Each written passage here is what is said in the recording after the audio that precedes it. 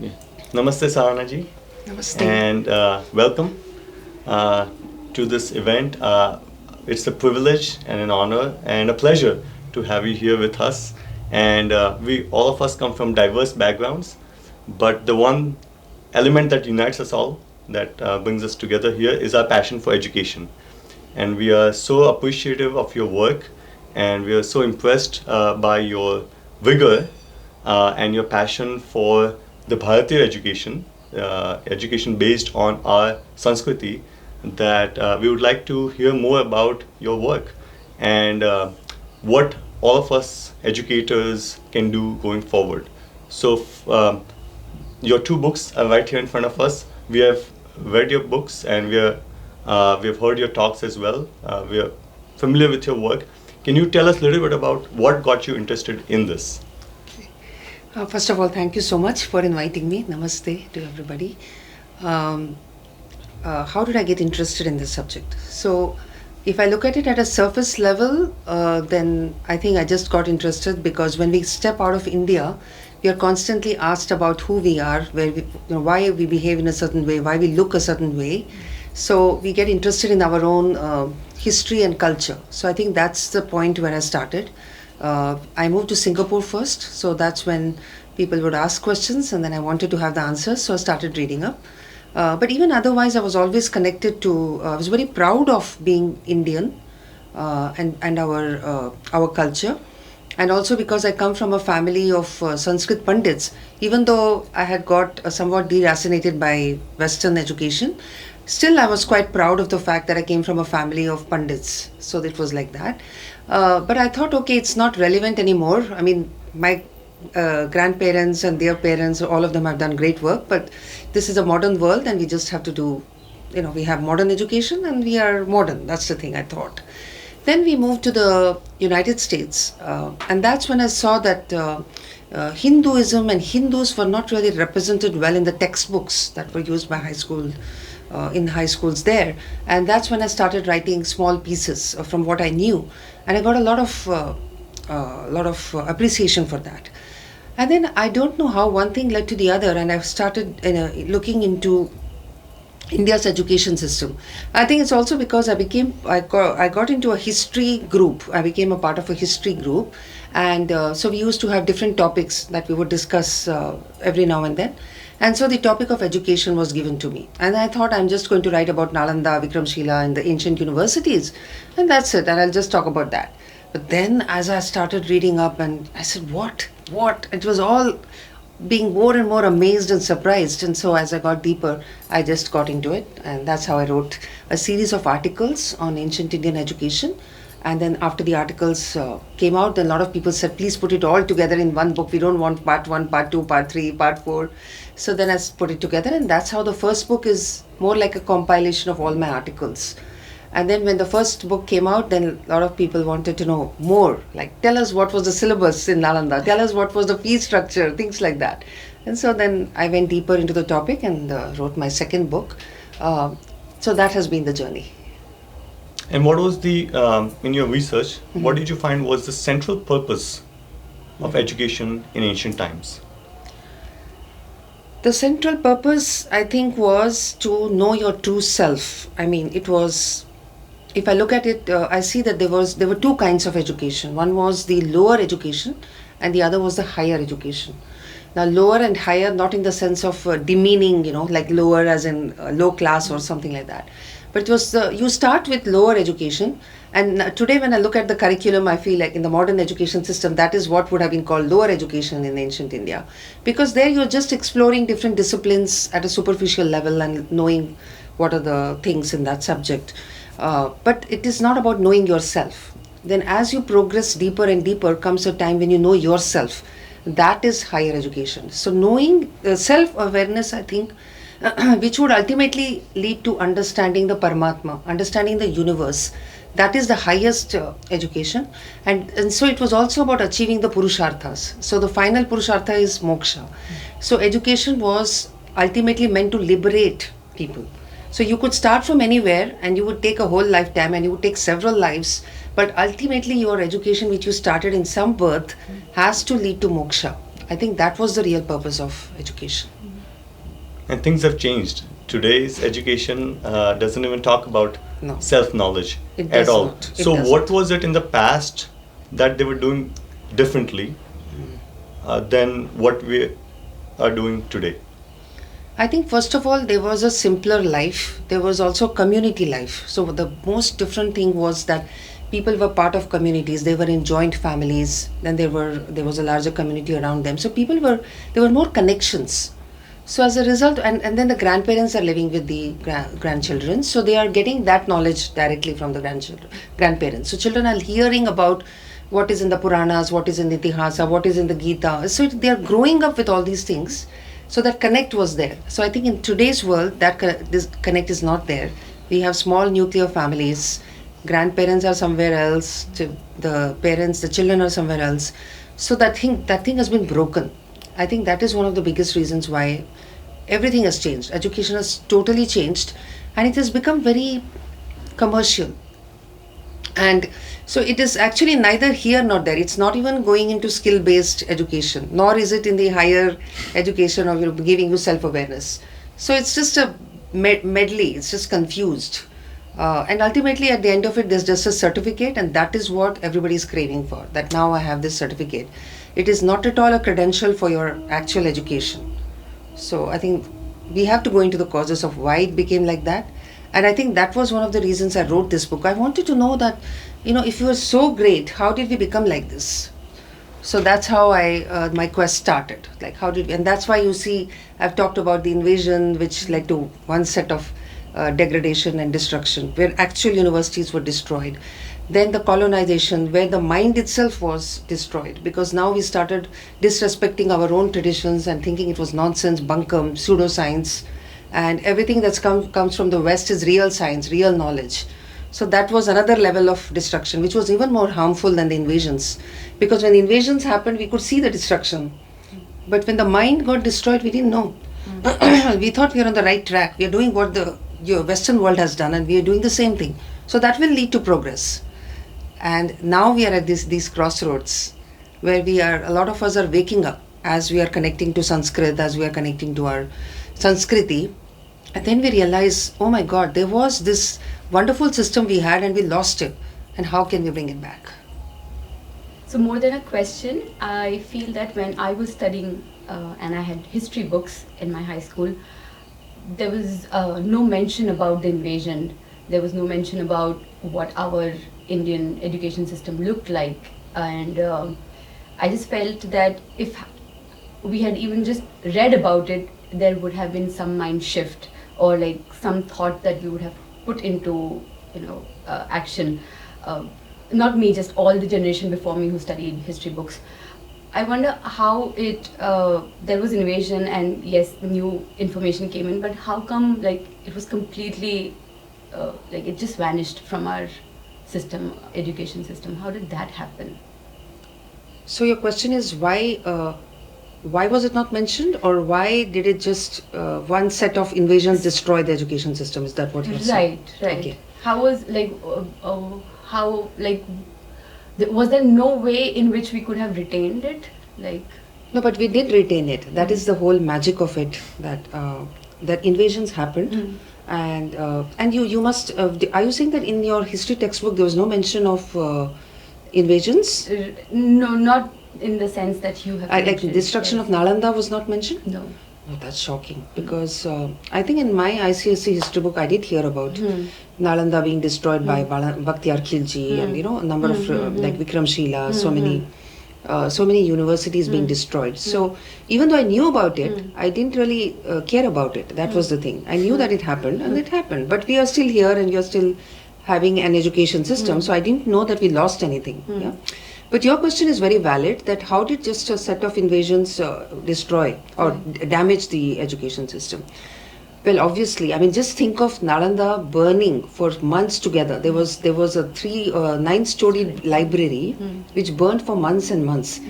Today, can you imagine a university being burnt and everything in it being destroyed? I mean, it is just mind-boggling that happened to the premier university of India. That happened, and it created a fear. I mean, it created terror when all these universities were destroyed in a row. And then as the invasions advanced more and more, then for example, Ujjain was destroyed, Vallabhi in Gujarat was destroyed. It was such a famous university, right? It's even mentioned in Katha Sarit Sagar. Vallabhi in Gujarat was an ancient center of administration.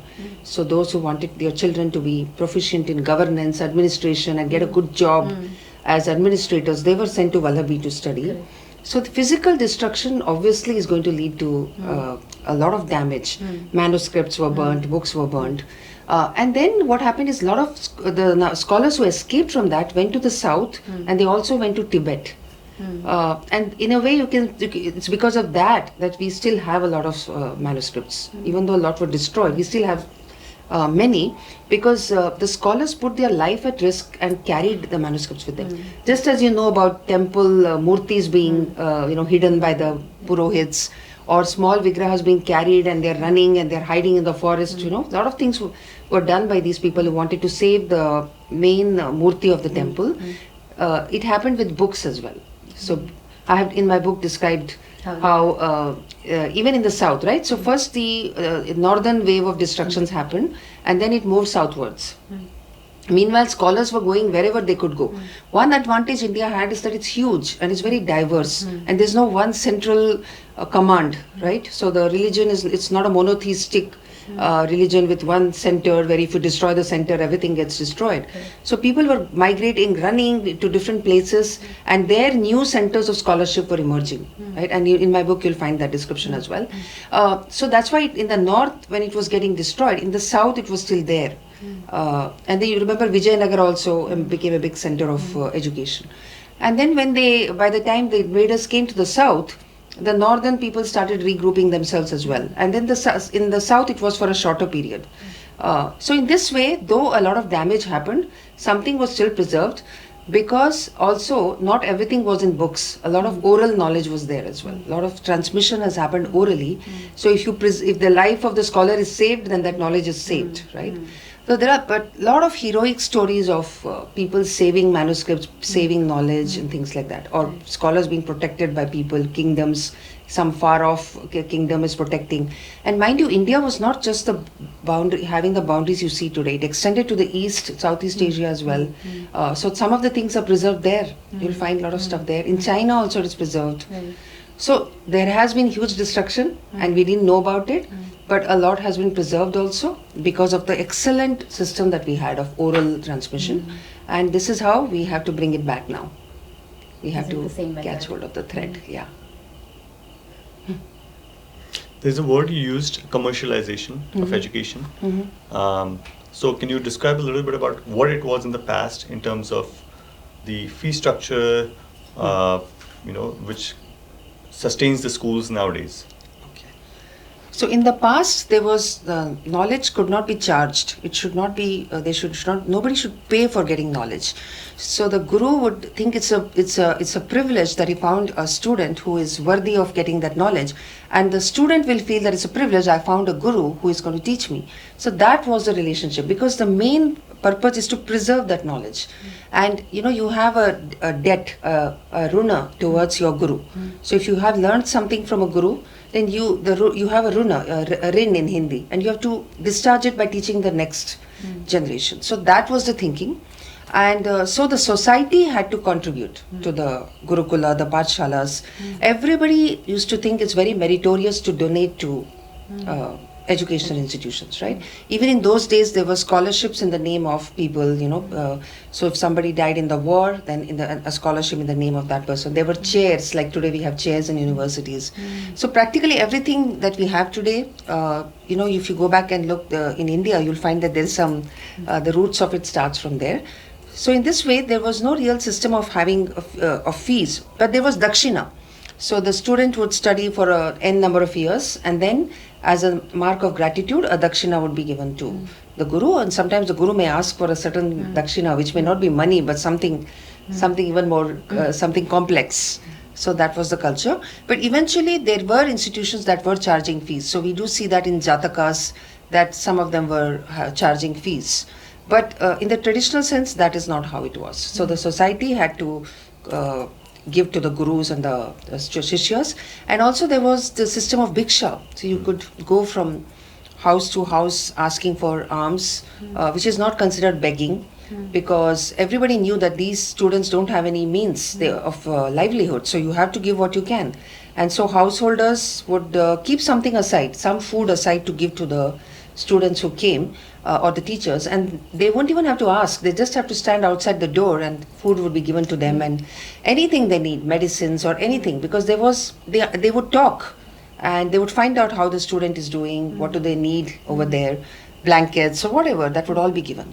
So in that sense, there has been a total shift, and it is a business today. Education is a business, and it's all about all the educational institutions are now competing with each other. So it's a competition. It's not a virtuous competition as it used to be in ancient times, where they're actually becoming proficient in the language, in say debating and things like that, and those kind of competitions used to be held, right? But today it's a lot of unscrupulous competition is happening, and then the money that is coming into the educational institutions is not being used for building better facilities. It's just going and feeding people, lining the pockets of the educators, who now don't even care whether their students have understood the concepts, and there's absolutely no concept of self-awareness. So it's all about just ensuring that they pass examinations, and then that's it. And whether they retain it, whether the system is good, whether the minds of the students have been developed so that a light has been lit inside, and they themselves will have that desire for knowledge, those things are not being looked at. So commercial in the sense of just, looking at what are the things that need to be taught, just teach it and make them pass the exam, and that is the end of it. So that's what it has become. Numbers, yeah. Numbers, and so you mentioned three concepts, Dan, Bhiksha and Dakshina. All three concepts are missing Correct. in today's education system. I can only imagine what the role of a teacher would have been in those days, because nowadays teachers are also looking for salary. And you get better teachers if you give them more salary, or they demand more salary, because we don't have these three concepts anymore. So can you describe a little bit about the role of a teacher and how the public, the parents, the students looked up to the teacher? So the teacher, of course, the guru is the highest. There were different names for them, right? Acharya would be maybe just a teacher, whereas a guru goes higher, several layers deeper, right? So whether Acharya or guru, it was important that they are role models. So they live up to everything that they are teaching, so that they have to be role models, and the students have to feel that respect for them. That was important. And then they would, as I said, they would light a lamp in the minds of the children. They would not treat the mind of a student as a container in which they'll just cram it with facts and they just have to remember it. But it was about giving some facts, but raising the curiosity of the student, so that the student would himself or herself find out more. So which is the real purpose of method of education. And this has been pointed out by the Chinese students who came to study here also. Zhuan Zhang has mentioned that there is so much curiosity. Nobody has to force the children to study. They themselves want to study. And that's an amazing thing, right? So that was one of the things. The guru had to invoke the curiosity of the student. Second, the role of the guru was also to make sure that the energy of the student is all directed upwards. So make sure that every energy that they have is directed upwards and goes up and towards the higher realms, so that they will focus only on learning and learning and learning, because they would emphasize to the students that this is the age where you don't want to distract yourself with any other thing which will take your energy away. Just focus on learning. Every ounce of your being has to be directed towards learning, and that the teacher would do it for the student. Other things were, a lot of qualities the guru needed to have, like he should be very patient, he should not misuse his authority, and he should himself have that humility that he also has to learn. He's not like, he knows everything and now he has nothing to learn. He's learning as well.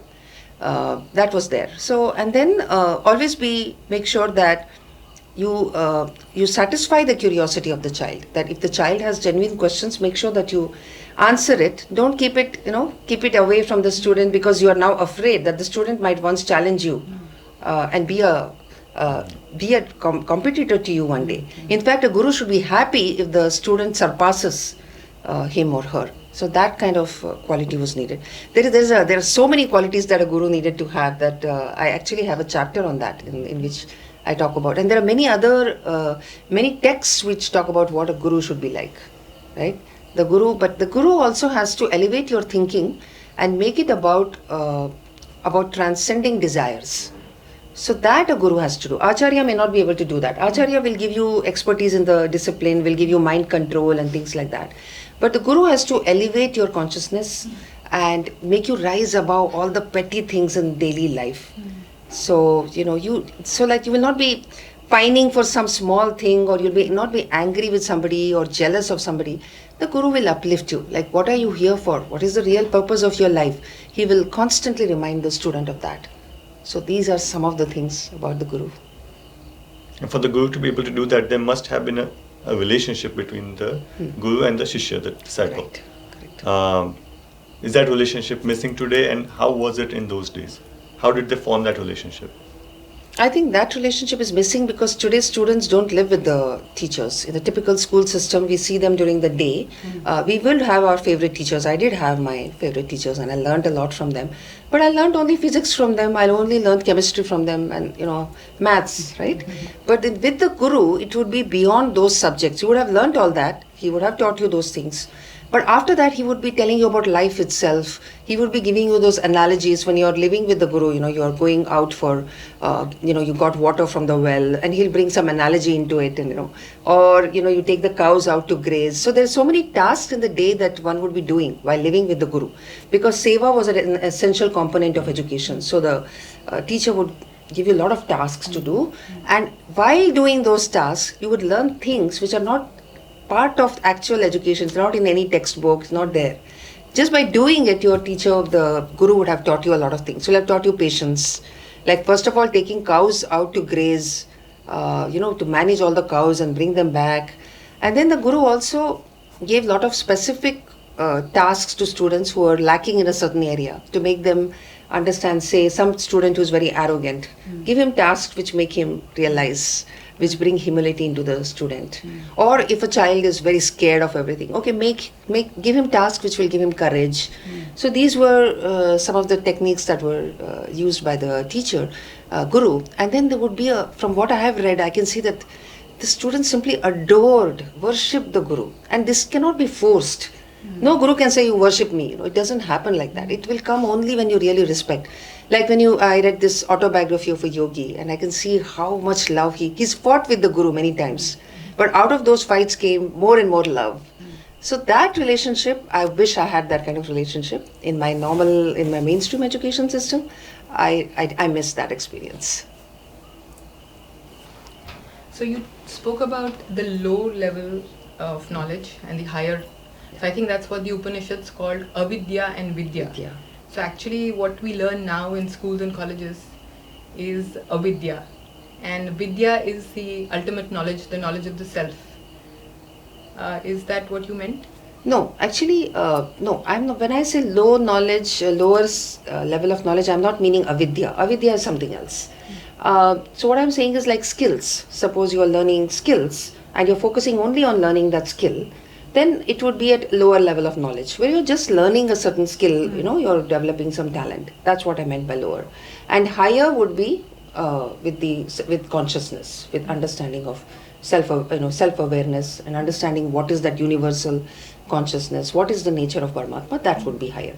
But eventually everybody in any skill would advance to that. So that's why we see that the top artisans are very spiritual, because they have gone from that, doing it simply just mechanically making a pot, to higher level of, now inside the pot they are seeing deeper meanings in everything, right? So that's what I meant. Avidya is totally different. Avidya would be actually the opposite of education, which is that there is no purpose, there is no understanding. So I think avidya would be different. Yeah, lower and higher, both are good, but it's just that they are different grades of education. And everybody should aspire for higher education. And on the word of role model, which we have been using a lot in our workshops. So how do we what's the first thing that we can make the parents aware of because that's, as we said, like we don't have a Gurukul system, so the children are in the school for say 4-5 hours, and then the rest of the day they are with their families. Again, a lot of them nuclear families, and the parents become their the primary role models, and that's where we're seeing a lot of challenges these days. And we're trying in different ways to reach out to parents, but is there like is there something that you've already have you spoken to parents, and what have you on those lines, have you, if you can give us any suggestions? No, I'm actually interacting with a number of Gurukulas, and I'm seeing that they're all dealing with parents in different ways. And one of them, I saw that there was a lot of participation by parents, and that is where there has been an excellent interaction between the Gurukula teachers and the parents. So the parents are deeply involved in what the child is doing. And some of the parents are invited to become acharyas themselves with training. And there I see a lot of good happening. But in where there is less connection between the parents and the teachers, then I see a lot of problems. Because today we are in a world where the parents are not role models themselves. They are given to stressors, they are given to they are living in this modern world where there are all these demands. So there is a job, there's a boss, there are deadlines. So, and then the food that we are eating, it's complete crap food that we get, junk food. When you're living that kind of life, it's very hard for the parents to be good models, role models. So I can understand the challenge. So what you are talking about is that there has to be a transformation of society itself before the parents can become role models for the children. Yeah, it's going to be hard, I guess. In the few hours, you just have to see if you can influence the children in such a way that they are able to listen to you and follow what you are telling them, even when they are with parents who are not exactly role models. But it'll be nice to have interactions with parents. We have to find creative ways to engage with parents, because after all, they want the best for their children. So if there is some way where they also learn how to control their mind, they also get rid of bad habits, they become conversant with itihasa, Puranas, they don't watch stupid TV programs and movies which are just invoking feelings in you which are negative, right? Or making you think in a direction where you shouldn't even be going. Then it will be really good. So maybe have more programs where parents can actively participate. And make it attractive for them. Just see if it's more in the form of music, or more fun, not just music, but more fun. Maybe people are put off by Puranas and Itihasas. If you make it they think it's very religious or something. Make it more fun. And if they want to hear things put in a language that they speak, which is different from the way we are talking, then put it in that language. But then make them understand. But I feel that everybody has some understanding. Like, for example, people know that health is going down. Like, we are eating too much sugar, so we need to eat. So start somewhere which is going to connect with them. Bring them in through that. Like, okay, this is for good health. Are you having headaches? Are you having problems with sleeping? Let's talk about that. And then when they come in for that, then you include them in various other things. Maybe there are some ways. And I think all the Gurukulas need to learn from each other, because I'm seeing a number of success stories in some Gurukulas, and I wish all the others would also exchange ideas. What about the methods of education that existed in the past? You spoke of teachers, parents, and can we hear a little bit about maybe what methods or methodologies they used to transmit the knowledge? I think the number one method was stories. So stories would be very often used. Stories are so interesting. So you can even teach mathematics through stories, and poetry, a lot of poetry. Then games were used a lot. Everything seems to have been gamified. A lot of games, and then through debates.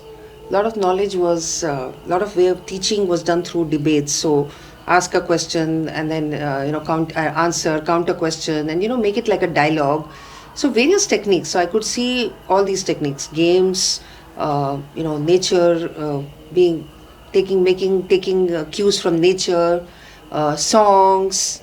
What else? And also they used older kids to teach the younger kids. And they also, I think one of the things I noticed is that they didn't really segregate by age. They just made sure that there's a certain range of ages and then the children are all together. So sometimes a younger child may understand deeper than an older child. So it was not like today where it's all according to the age. So you're telling a story and an older kid would understand in a certain way and the younger kid would understand in a certain way. So they would make sure that all these interactions happened, and they also instilled a sense of responsibility among the older kids that they have to mentor the younger kids.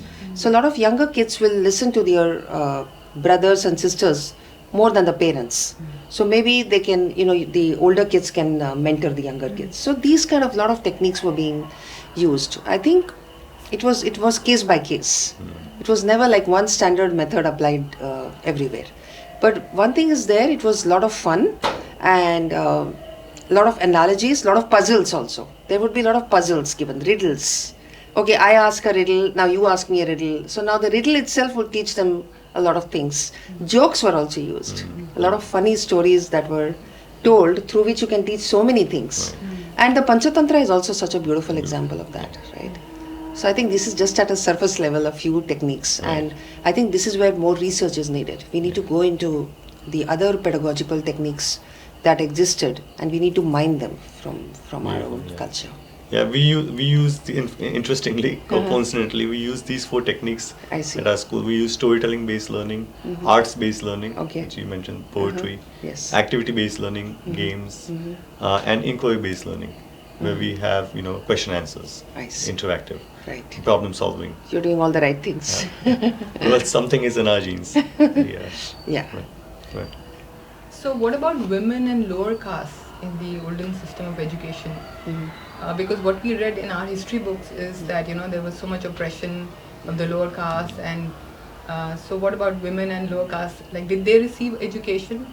Like today we have the reservation policy. So what would you like to say about that? So women, definitely there were a lot of educated women, because in the Vedas also we hear mention of the Rishikas who are so highly learned. Then we also hear about gurus teaching and their wives also teaching. So the gurus are teaching a certain set of disciplines, the wives are also teaching disciplines. Because obviously in Yajurveda there is even a mention of a woman who should find a partner who is as educated as her or more educated than her.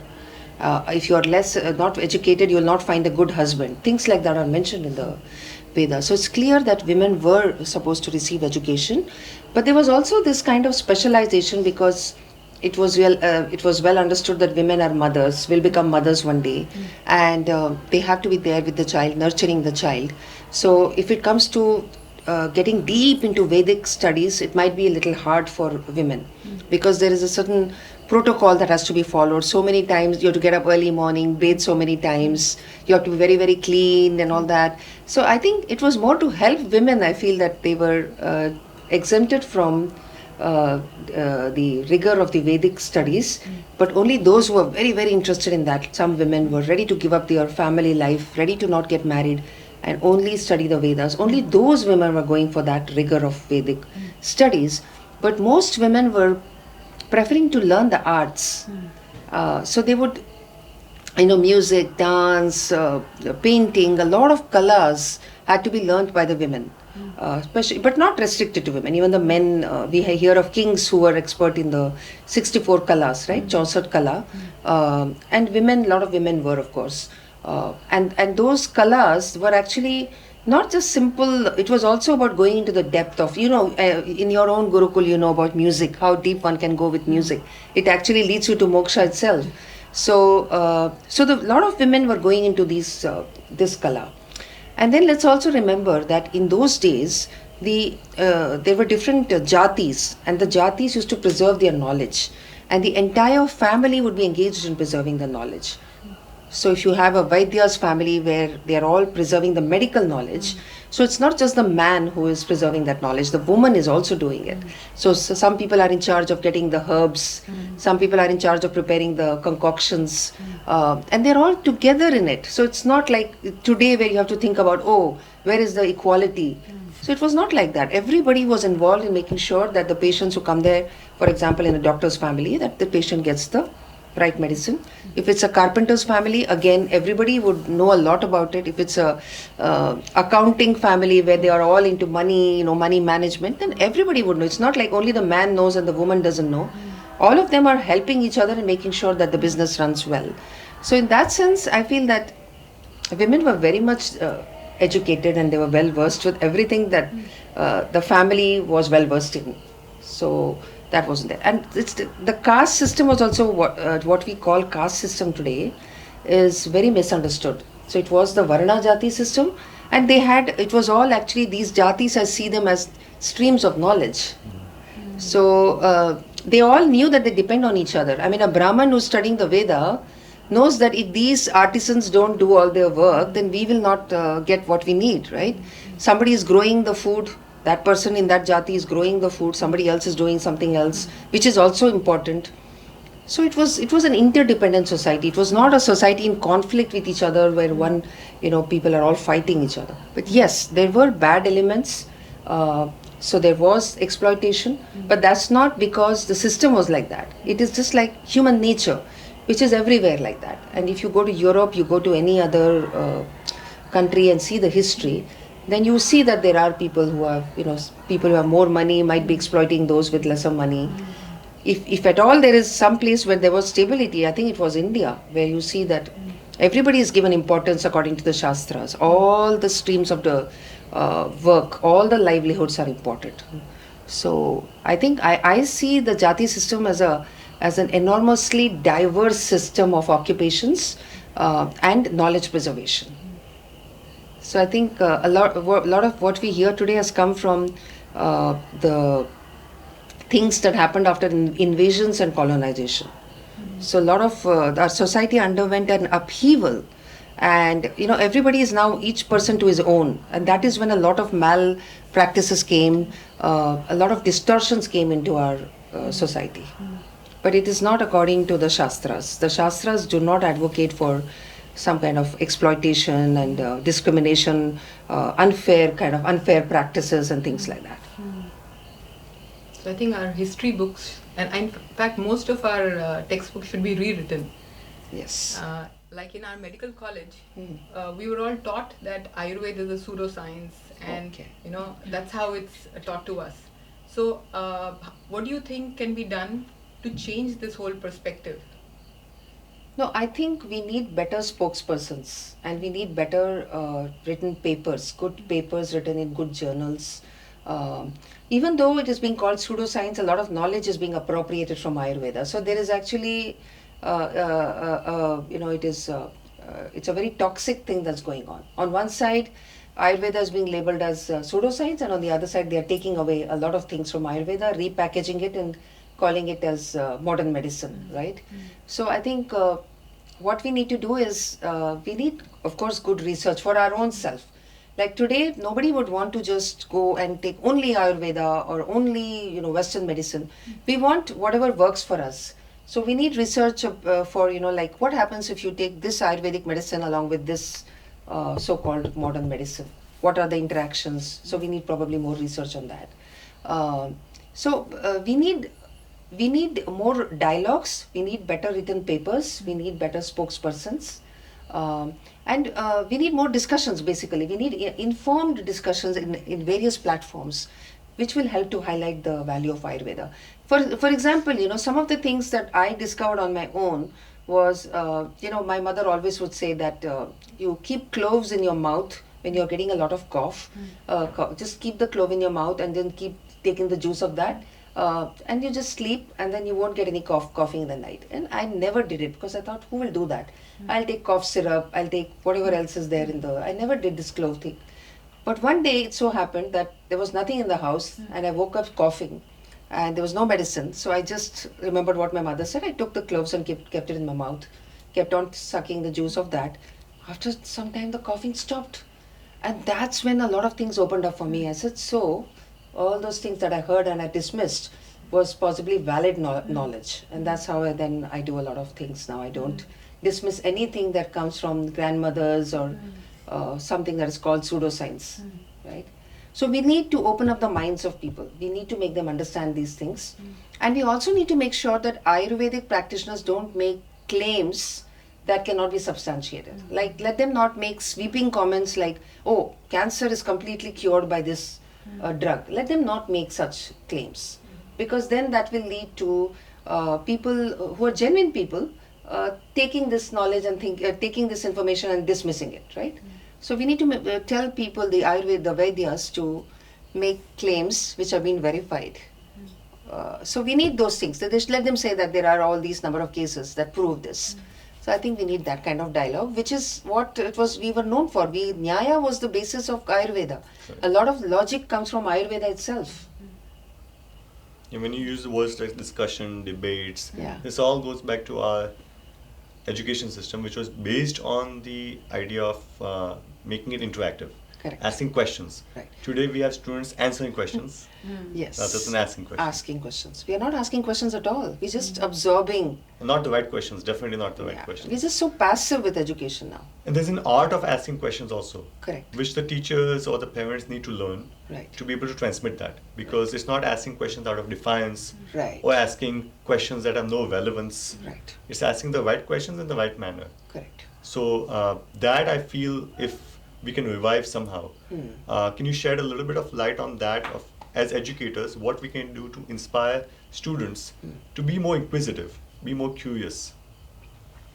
I think the more time they spend in nature without any distractions, without any gadgets, they will ask questions. That's a very good I point. find, at least for me, that's what, if when I go for long walks, then I look at some flower which was not there yesterday, suddenly bloomed today, then I'm going to think, where did this come from? Okay, so I think science and all these things can be taught through nature.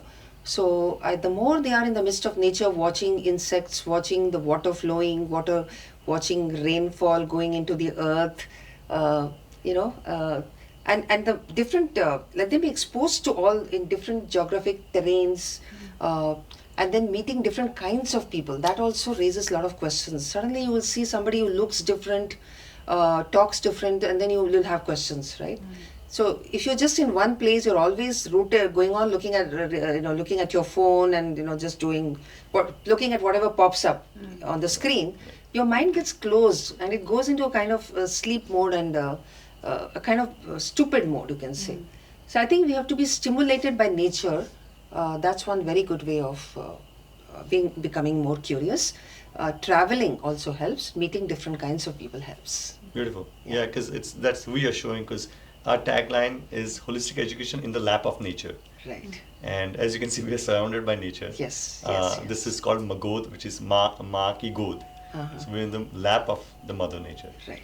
So we hope that art of observation also gets cultivated by watching nature, art of listening to nature. As you rightly put, gadgets have completely desensitized people Yes. to observing and listening. Right. It kind of makes the mind become very dull. Yeah. The mind becomes dull. It's because it has been designed to get you addicted, right? Yeah. The people who are programming all these things have been told to make it addictive. So you watch one reel, then another one opens up, you'll watch another one, and then hours have gone by. So the time is not being used well at all, and then you have just stopped thinking. Correct. Yeah. And those reels pop up by themselves. It's not even like they're looking for that or searching for that. Right. And the attention span is getting shorter and shorter. Attention span, So yes. they cannot look at even a flame of a candle or Absolutely. So we have to stimulate the mind. We have to make them remember things. Yes. So the kind of games we had in the past was like, so there were so many kinds of games where if I say something, a long sentence, and you have to repeat it after me. So those kind of games are fun, and they also help to build up the mental muscle. Brain muscles. Yes. Yeah, we have Olivia here who is studying in Steiner schools, and I know they advocate this type of education. And I know Steiner was influenced by the Vedas and the Vedic education. Would you like to share a little bit about your education, and do you have any questions after you read this book? I think it's very similar to how I received education. Obviously, it was very Eurocentric growing up in Australia, which I think is such a shame because there's definitely much more interesting things happening in the rest of the world. But as I was reading your book, I kept messaging my friends. I was like, did you know that snakes and ladders came from India? And did you know that chess came from India? And all these things that the Western world have no idea about.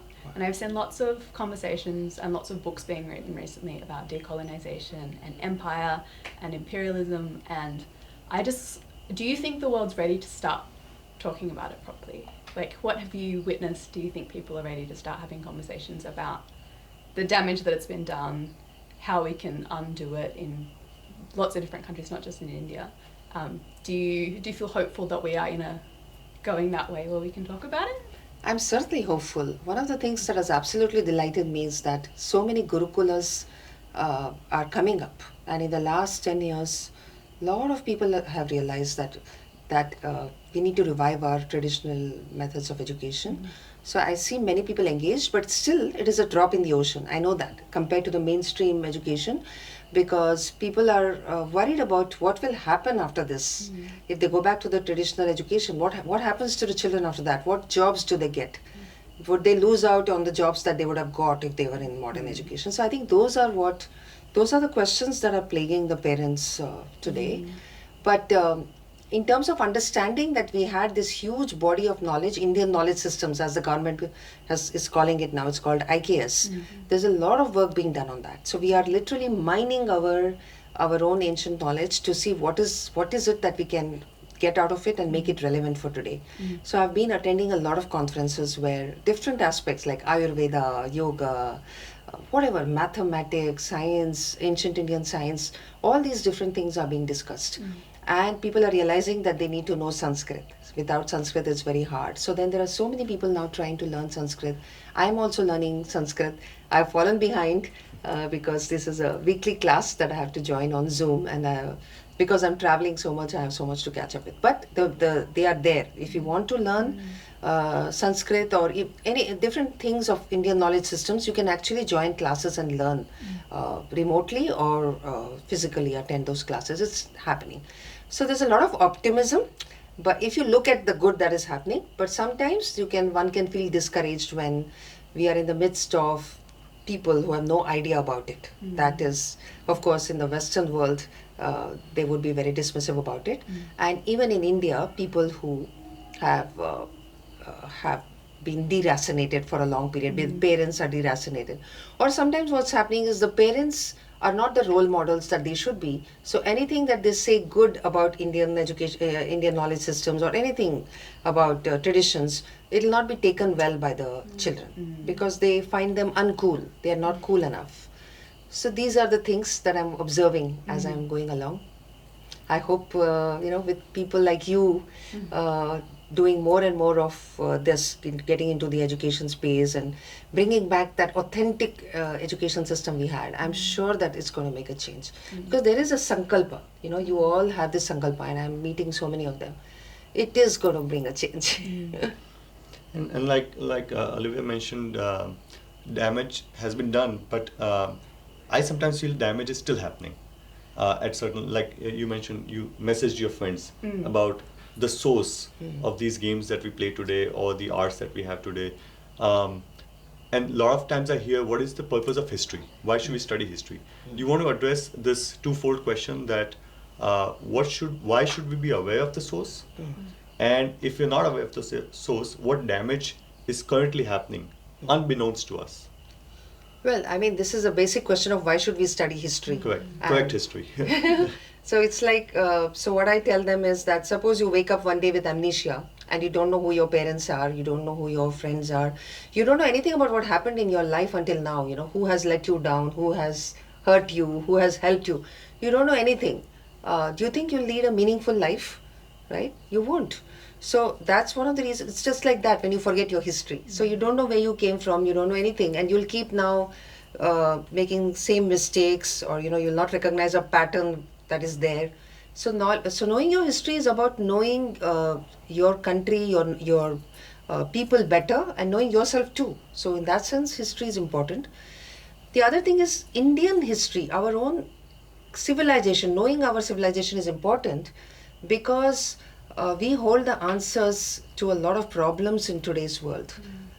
So I always tell people that today's problems, the big problems, global problems of today, like psychological problems, environmental problems, global warming, so many other, resource exploitation, garbage mountains, everybody consuming and then throwing away all those, whatever you've used, which is not which is not biodegradable. These problems did not come from the Bharatiya way of living or thinking.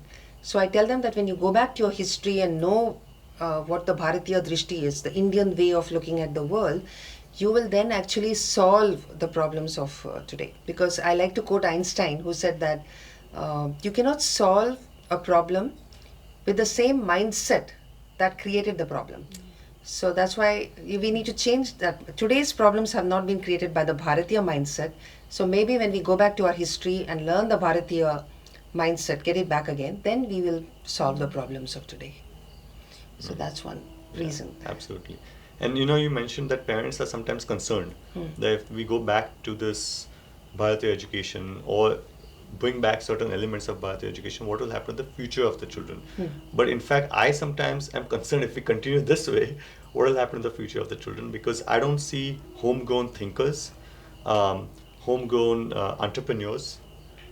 We don't have businesses that are here. Of course, the heads or but they're still working under foreign companies. Correct. And then we also don't have our own leaders. And their thinking is also imported. So if we continue on this trend, where we don't have our thinkers, our leaders, and our own businessmen or entrepreneurs, what will happen to this country and what will happen to the world at large? Because Bharat plays a big role in the global scene. Right. So that's because you're thinking very far ahead, and most people are not thinking that far ahead. They're just thinking about 4 years from now, will my son have a job? Will my daughter have a job? They're not thinking of what you are talking about is a long-term thing. Like 50 years from now, all of us will be enslaved by technology, and we won't have any purpose in life. Mental issues will increase even more. World will be even more polluted. So you're looking very far ahead. And only when we make people look that far ahead, they will understand the need to go back to the Bharatiya system of education. Sometimes even looking at AI, like ChatGPT has just upgraded its version. So even looking at that, I feel even 10 years, if they can just think of 10 years down the line, whatever they're studying or mugging up is just going to be outdated. If they don't know how to learn and how to be curious and pick up new skills or adapt to the new environment, they probably won't be able to survive. No, I think we need to show them success stories. We have to show people who have studied in Gurukulas and doing very well. They are very happy. They are earning a lot of money and they are, very happy. That, if you have more and more of those people, then you will find that parents are more accepting. That's a very good point. Peace and prosperity, both. Yes. Yeah. Sukh, Shanti and Samriddhi. Yes. So on that uplifting note, we would just like to again reiterate that we are very supportive of your work, and we hope that all of us together can bring about a slight shift in the way we all think and educate the next generation. Not just a slight shift, I want a tectonic shift. Yes, we all do. And we will definitely work towards that. Thank you so much. Thank you. Namaste. Namaste. Namaste.